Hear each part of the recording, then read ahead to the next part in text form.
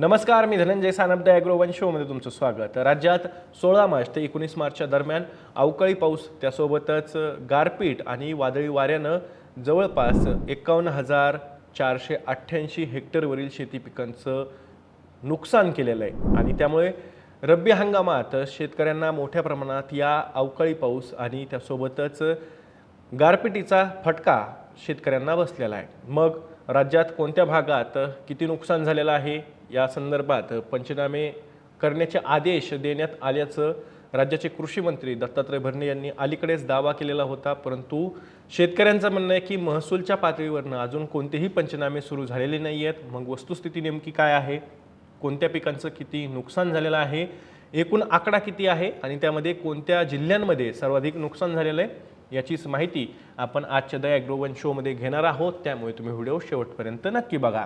तर राज्यात 16 मार्च ते 19 मार्चच्या दरम्यान जो काही पूर्वमोसमी पाऊस झाला त्याला आपण अवकाळीसुद्धा म्हणतो, त्यामध्ये गारपीटसुद्धा झाली आणि त्यामुळं शेती पिकांचं तर अतोनात नुकसान झालेलं आहे।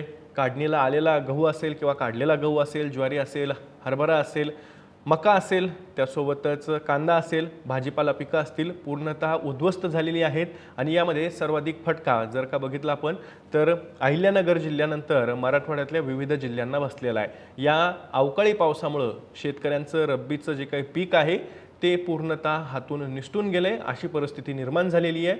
आणि या संदर्भात जर का आपण प्रामुख्याने बघितलं तर फळपिकांचं सुद्धा मोठ्या प्रमाणात नुकसान झालेलं आहे वादळी वाऱ्यांमुळे।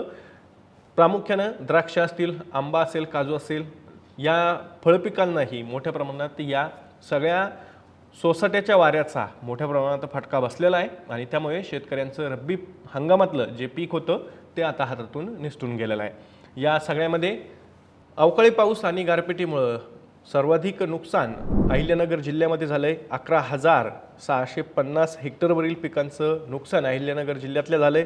त्यापाठोपाठ नाशिक असेल, धुळे असेल, जळगाव असेल, छत्रपती संभाजीनगर असेल, जालना असेल, या जिल्ह्यात सुद्धा जो काही अवकाळी आणि गारपिटीचा नुकसानीचा आकडा आहे तो सुद्धा मोठा आहे।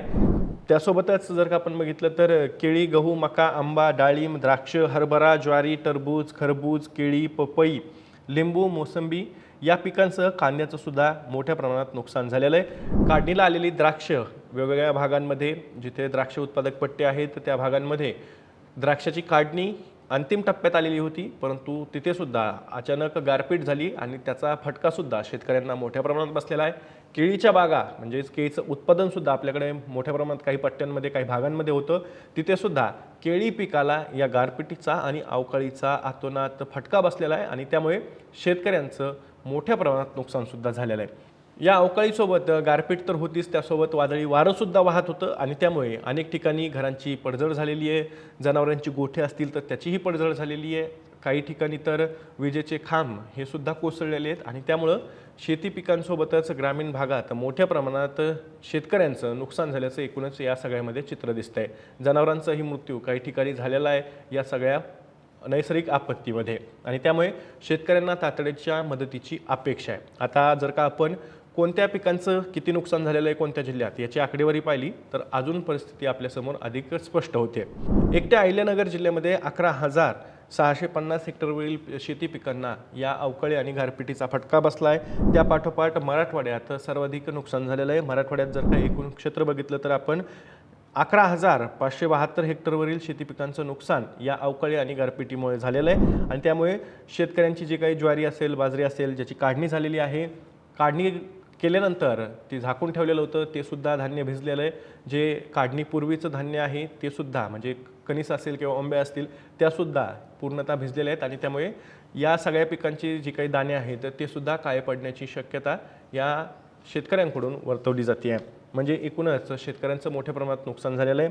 छत्रपती संभाजीनगरमधील कन्नड, सोयगाव, फुलंब्री, गंगापूर, खुलताबाद, सिल्लोड या परिसरात 825 हेक्टरवरील गहू, हरभरा, मका आणि फळपिकांना मोठ्या प्रमाणात फटका बसला आहे। त्यापाठोपाठ जळगाव जिल्ह्यामधील भुसावळ, पाचोरा, जामनेर, चाळीसगाव, भडगाव या परिसरातील 3,556 हेक्टरवरील कांदा, बाजरी, हरभरा, ज्वारी, केळीसह अन्य पिकांना फटका बसला आहे। नाशिकमध्ये कळवण, निफाड, सिन्नर, देवळी, दिंडोरी, मालेगाव, साटाणा येथील रब्बी पिकं पावसामुळे पूर्णतः खराब झाली आहेत, तर साधारण 7,000 हेक्टरवरील पिकांचं या भागात नुकसान झालं आहे. म्हणजेच मोठ्या प्रमाणात उत्तर मध्य महाराष्ट्रात सुद्धा या अवकाळी आणि गारपिटीचा फटका बसल्याचं आपल्याला पाहायला मिळतं आहे.